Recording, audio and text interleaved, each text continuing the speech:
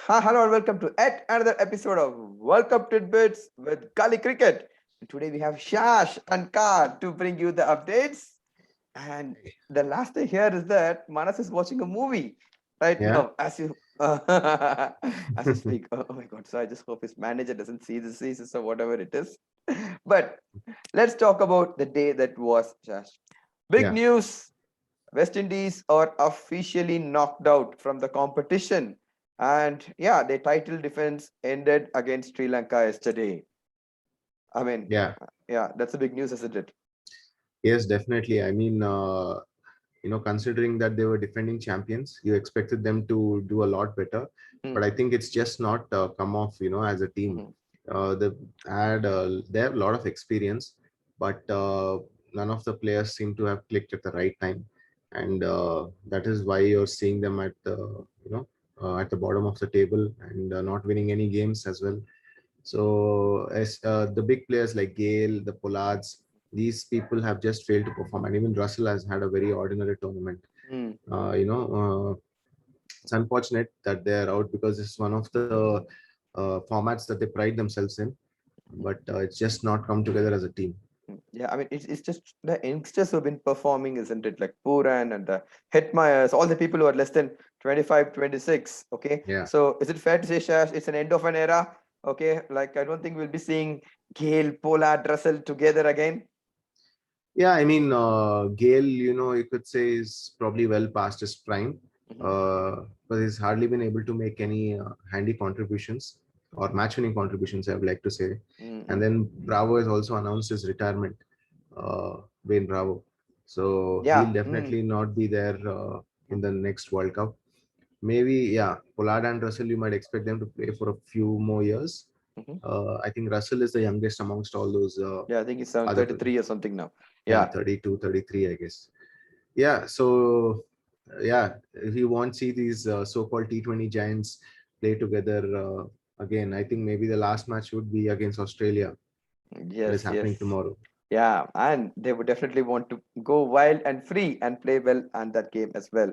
So talking about youngsters performing, I mean, I'm sure Sri Lanka cannot complain, Shash. I mean, the youngsters for Sri Lanka have been performing really well throughout this series, and especially yesterday, right? Nisanka and Asalanka. What a partnership that was.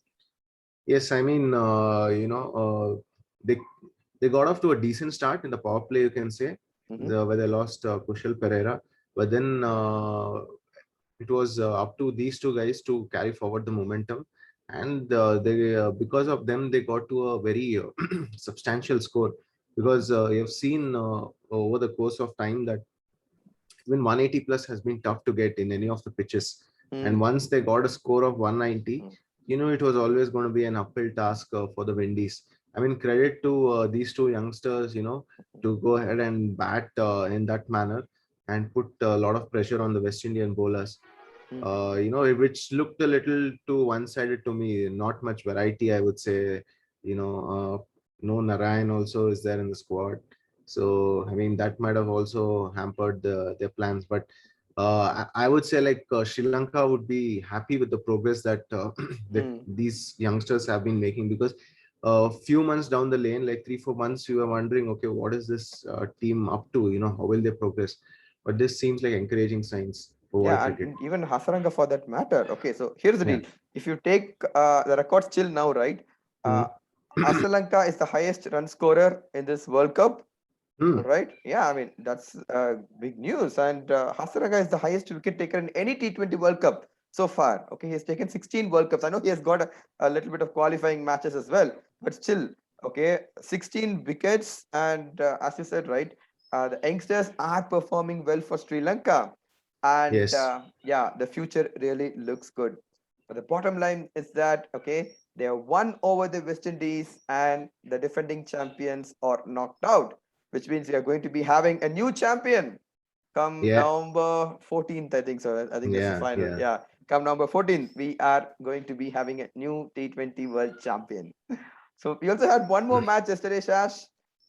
Australia versus Bangladesh. I mean, it cannot get more one-sided than that, can it?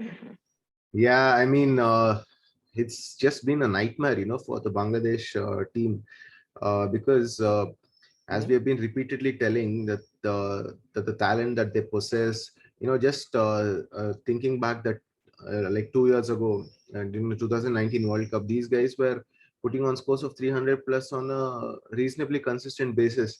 Mm, And now, seeing such batting collapses is makes you wonder as to what is happening with the team, mm, because it happens once, you can say, all right, this might be one off.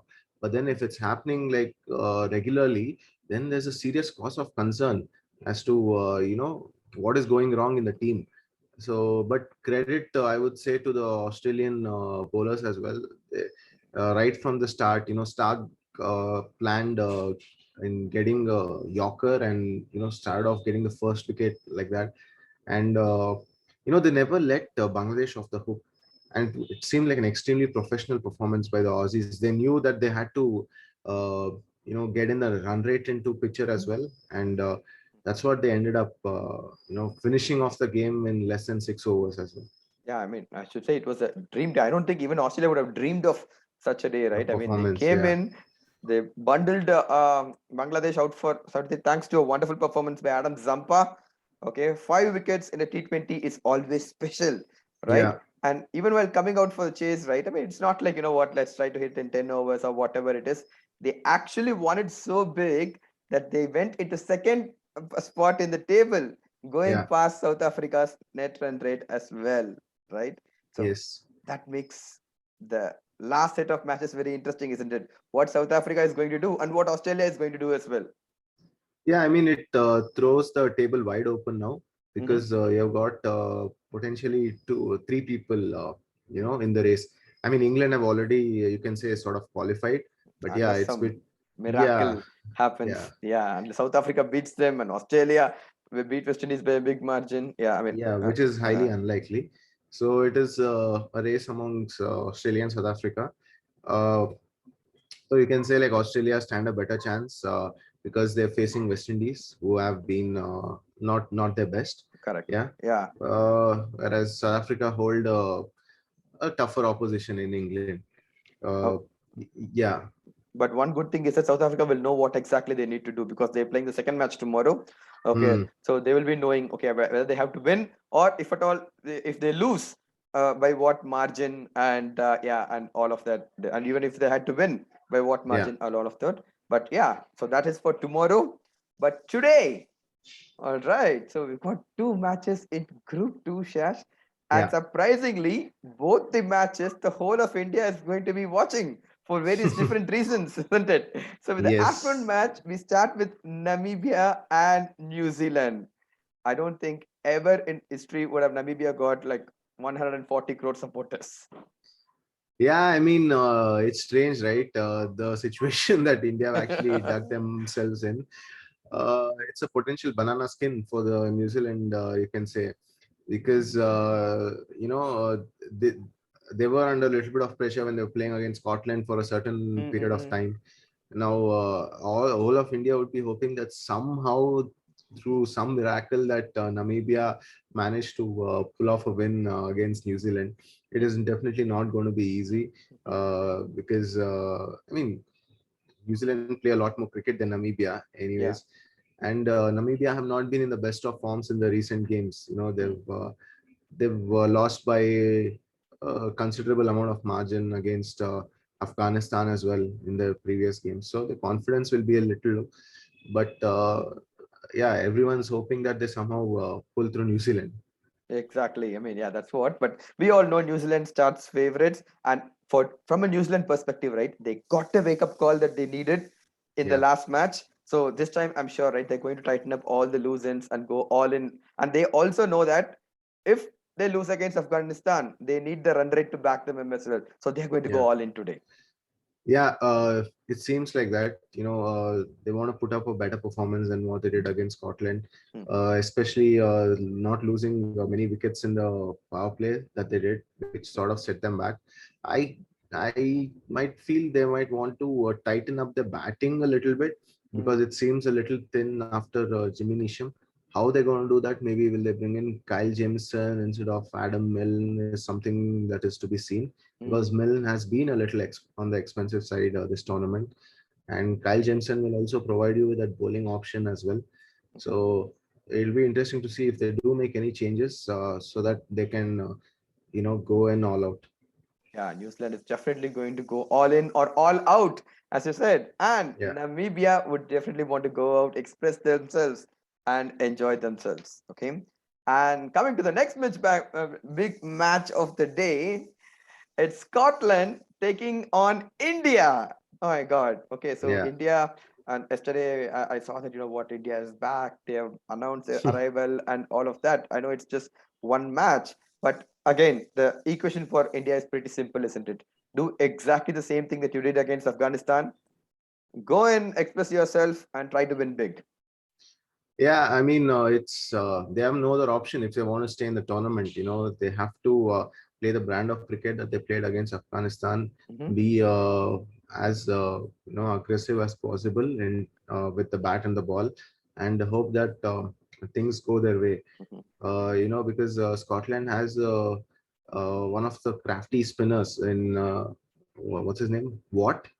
Daniel Watt yeah, or something. yeah, I'm yeah. not able. Mhm, So he's been one of the most economical bowlers in the tournament, and he's not like your regular spinner.